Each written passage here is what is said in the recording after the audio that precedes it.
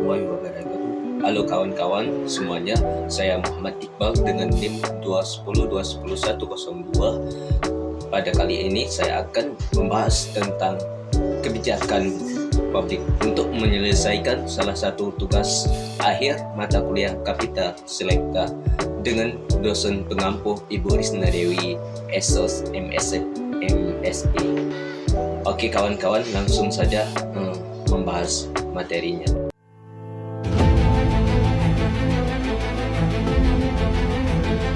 Harus melek kebijakan publik, jangan mau dirugikan oleh pemerintah. Oke, di sini saya akan membahas beberapa hal mengenai kebijakan publik. Pertama, terkait konsep kebijakan publik. Apa itu kebijakan publik? Yang kedua, tahapan kebijakan publik. Dan yang ketiga, kasus masalah kebijakan publik yang dihadapi oleh masyarakat. Dan yang keempat adalah aspek-aspek politik di dalamnya sendiri. Oke kawan-kawan semuanya, bahwa kebijakan publik itu bukan disiplin ilmu yang baru sama sekali. Terdapat banyak hal sekali kampus yang menjadi disiplin ilmu kebijakan publik sebagai program studi, bahkan ada kampus yang fokus menjadi kebijakan publik sebagai fokus perkuliahan maupun kajian. Ini saya akan menjelaskan beberapa teori tentang kebijakan publik dari beberapa ahli seperti Thomas D. dan James Wilson.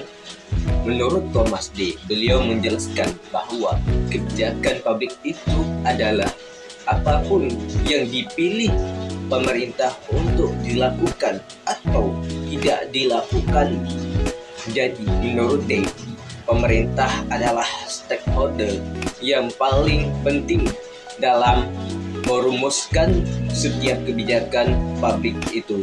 Betapa besarnya kewenangan pemerintah dalam memilih, memutuskan, dan melakukan aktivitas yang berhubungan dengan masyarakat. Jadi, kewenangan pemerintah dari gagasan tadi, menurut Thomas D., bahwa pemerintah adalah aktor penentu kebijakan. Tetapi yang dilupakan oleh D., yang kemudian ditambahkan oleh Wilson, bahwa selain pemerintah ada masyarakat sebagai penerima manfaat atau target itu dari kebijakan. Jadi pemerintah proses dan masyarakat adalah penerima manfaat. Nah, kalau pemerintah kemudian hari mendesain sebuah kebijakan tanpa memikirkan dengan sangat baik apa yang kepentingan dari masyarakat, maka kebijakan itu layak untuk dikritisi. Mari kita lihat ada dua contoh yang saya kira penting untuk menggambarkan kebijakan publik. Contoh yang pertama itu terkait Undang-Undang Cipta Kerja. Sampai hari ini Undang-Undang Cipta Kerja ini kemudian menjadi masalah karena sejak kemudian di Undang-Undang tahun 2021 sampai dengan hari ini yang muncul Perpu, selalu ada pro dan kontra yang muncul desakan dari masyarakat yang untuk direvisi undang-undang ini atau dievaluasi lagi undang-undang ini. Disusun dinilai tanpa mempertimbangkan dengan sangat baik apa yang kemudian menjadi kepentingan masyarakat. Jika dalam kepraktik, jika tidak tercapai dan mendapat retensi dan kemudian hari, maka peraturan tersebut tidak bisa dikategori sebuah kebijakan sebab masyarakat mengalami kerugian.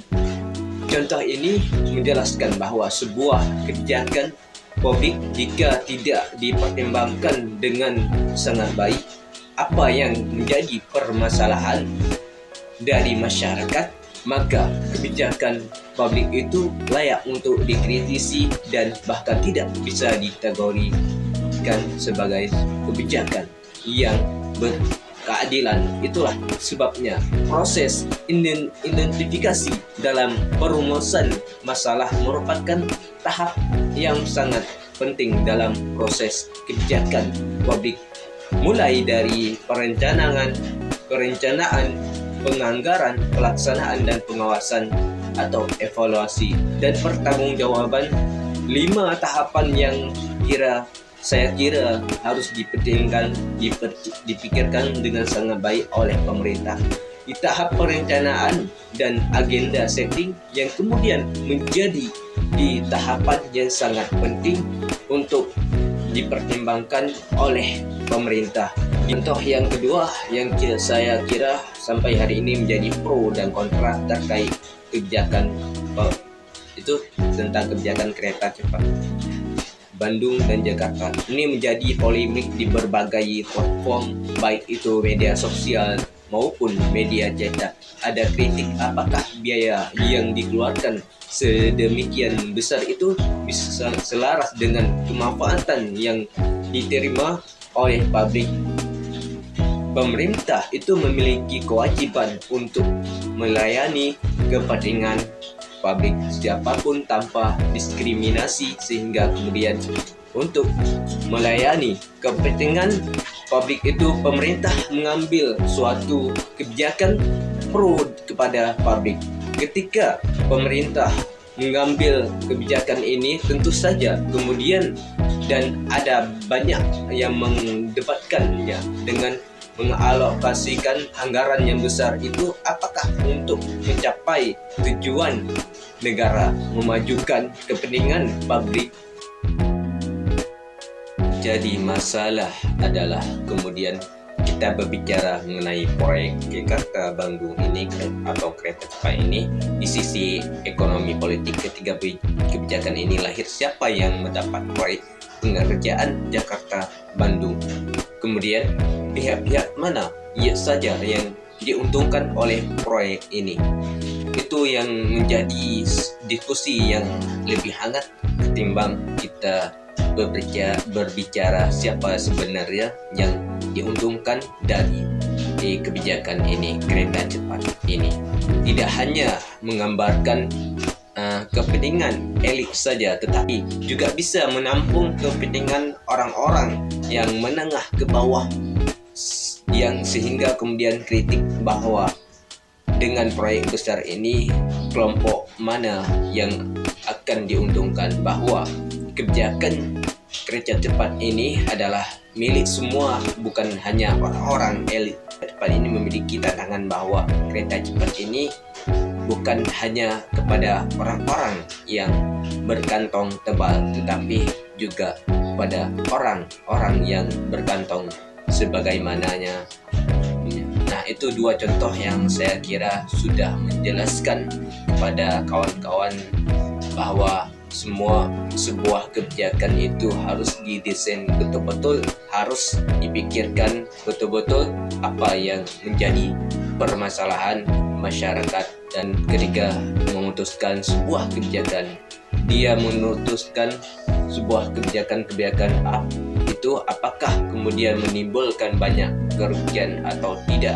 Ini saja yang saya dapat sampaikan kepada kawan-kawan semuanya tentang kebijakan dan kasus-kasus kebijakan. Terima kasih atas perhatiannya. Salam